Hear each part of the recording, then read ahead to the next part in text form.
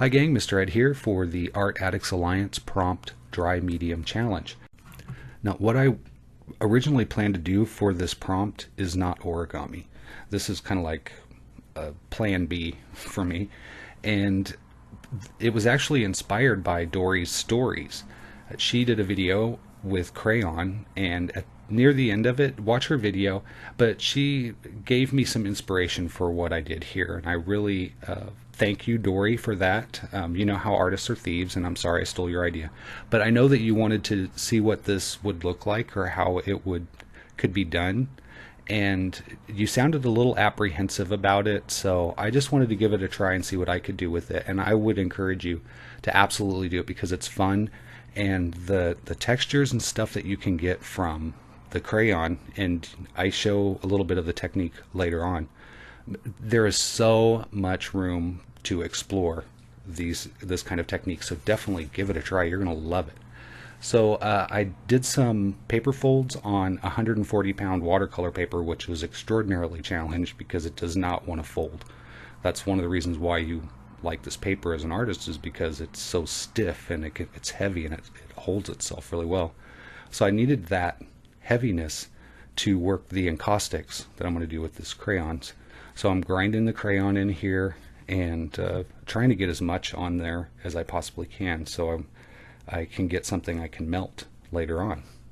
So my original idea for this prompt was to draw a face in sand, in white sand, and I was going to do it like maybe on a light table so it shines through interestingly, or on a piece of paper to contrast the sand. And I tried it and I could not get the face to work, and maybe I shouldn't have tried a face, but I thought that would be one of the most identifiable things to do in the sand. You know, I could do a tree, but it'd be kind of hard to tell it's a tree, you know, to get the detail. This is just like face seemed like it was the thing to do.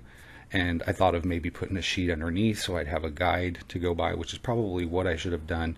But I didn't want that to show up in the video, that part. I just wanted it to be sand and me moving it around, and all of a sudden this face emerges out of the sand. And as grand of an idea as that was, and I got excited thinking about it, I can't draw faces. When I say I can't draw faces, I can draw them. But when I draw, it's an exercise of relief for me. And faces require extra energy for me to do, and it's not I can't rest. It's not a resting exercise for me. It actually turns into a lot of work, and I'm not really willing to work that hard because the payoff really isn't that substantial for me. I don't miss drawing faces. I watch other artists do it, and I think it's astonishing, and it's like magic to me.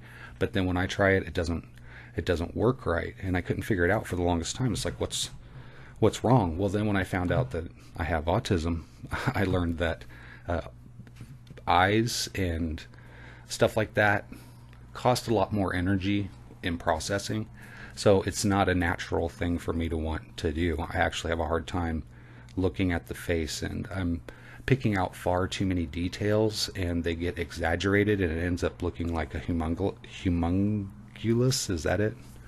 So I just stay away from faces. But I thought, you know, this is a challenge. Let's push yourself. And I pushed myself, and it came out really crude and weird, but I thought maybe I'll try a landscape next time in sand. So plan B, I thought, turned out okay, but, you know, it does kind of look like plan B a little bit. I don't know. What do you guys think?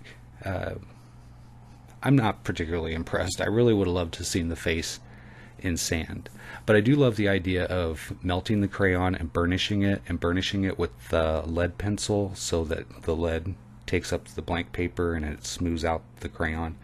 The textures I was able to create are fascinating. I just love looking at them. But altogether, I think I did okay.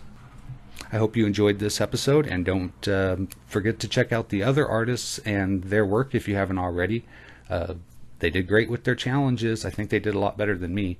But I did get a video up, and I feel like I've practiced something, and it was a challenge to fold this 140-pound paper, let me tell you.